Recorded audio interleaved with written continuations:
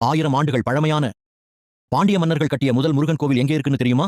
இந்த அதிசயமான முருகன் கோவில் திண்டுக்கல் மாவட்டம் கொடைக்கானல் அருகே உள்ள வில்பட்டி கிராமத்தில் அமைந்துள்ள வெற்றிவேலப்பர் முருகன் கோவில். புராண கதைகளின்படி சிவபெருமானிடம் கோபித்துக் கொண்டு முருகன் வந்து குன்றின் மீது அமர்ந்த இடம் இதுவே என்று கூறப்படுகிறது. சுமார் 1000 ஆண்டுகளுக்கு மேல் பழமையான இந்த கோவில் பாண்டிய மன்னர்களால் கட்டப்பட்டதாக கல்வெட்டுகள் கூறுகின்றன. அதற்கு சான்றாக கோவிலின் கர்த்தூண்களில் பாண்டியர்களின் சின்னமான மீன் வடிவங்கள் இன்றும் காணப்படுகின்றன. சிவலிங்கத்தின் மீது முருகன் அமர்ந்திருக்கும் வகையில் இந்த கோவிலின் கருவறை அமைக்கப்பட்டுள்ளது. தமிழ்நாட்டிலேயே இவ்வாறு அமைந்துள்ள அரிய சிலை இங்குதான் இருப்பதாகவும் சொல்லப்படுகிறது. மேலும் இங்கு மும்மூர்த்திகளான சிவன், விஷ்ணு, பிரம்மா சிலைகளும் ஒரே இடத்தில் அமைந்துள்ளன.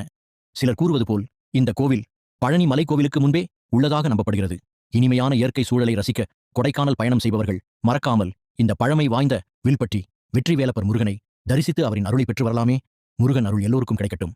வெற்றிவேல், வீரவேல் என்று கமெண்ட் செய்து அவரின் அருளை பெற்றுக் கொள்ளுங்கள்.